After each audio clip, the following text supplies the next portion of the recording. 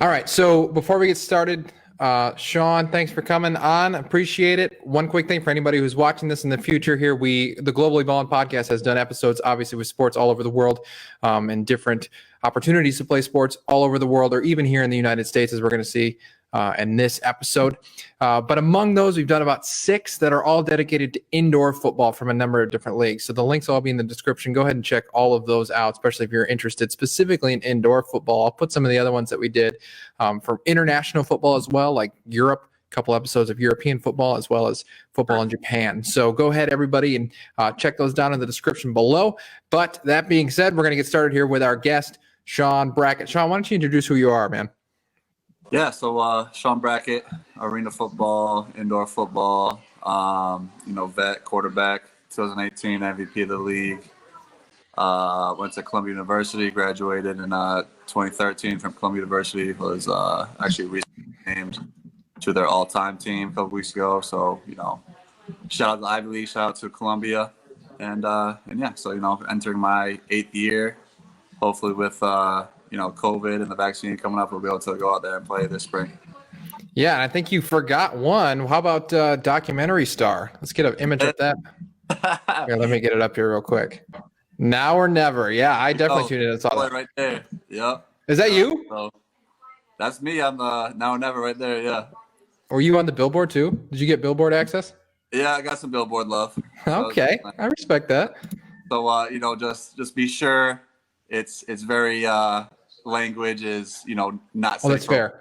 That's fair. So, it's a football documentary. You're in the locker room, all that kind of stuff. It's locker room talk. It's literally a locker room talk documentary. 100%, and that's what I told my mom shit for it. I was like, Mom, I'm Sean, off the field, but I turn into Breezy on the field, so it's a little bit different. Yeah, no, it's fair. At least a warning is deserved. All right, let's get into this, Sean. Let's check out some highlights from you in 2019. Little stats, not bad. Start off. Who are we playing here? So this is Jacksonville, Jacksonville Sharks. They ended up winning the title last year, so one of the better teams in the league. I actually have some history with them.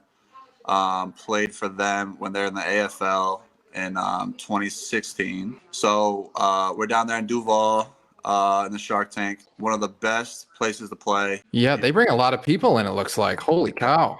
Pack that thing in there, man. So that's that's one of the best places to play, home or away. I got a bunch of guys down there, a bunch of fans down there, just from when I played down. So they show you love, but they'll boo you, they'll say some bad things to you. So it's always a fun atmosphere to play in there. So this is, I want to say, our 2nd time down there. I think we actually lost this game in overtime, but this is a big time prime time matchup. Of, two of the top teams in the league. So dropping back here, make a little bit of little corner shot. I like that.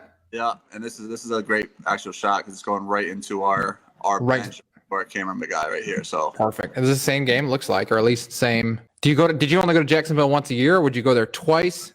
Nice pick. Yeah, I think one time we go home and home series. So both those to my boy Marty Gilliard, former NFL draft pick. Hall of Famer, all-time guy at University of Cincinnati. So he's, one of our premier playmakers for us this past season. Great dude, one of my best friends off the field as well. And we just have that connection. So now we are in Columbus, Georgia. I think that's another one to Marty, actually. Another, great place to play. They kind of pack that place. It's a crazy kind of arena because it's super vertical. So as you can kind of see there in the stands. It does. The other side's more packed, so that's even better. But those guys, those fans will give you hell for sure. And you said they do pack that out, and sometimes.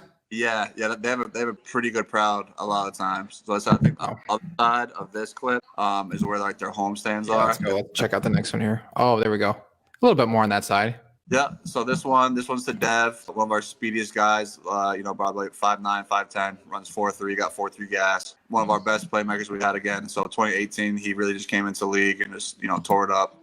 Last year was one of our great players for us too. So again, this kind of shows just, the limited space you kind of have in arena football. So this is, tight red zone here. End zones are about, 7, 8 yards long. So we're at the 5-yard line, and, you have 12, 13 yards to make a play here. And a lot of different players are in that area as well. So that's really what it comes down to in arena football is, you got to execute in the red zone here. And that's why it's tough, because there's so many different players, so much movement going around in such a small amount of space there.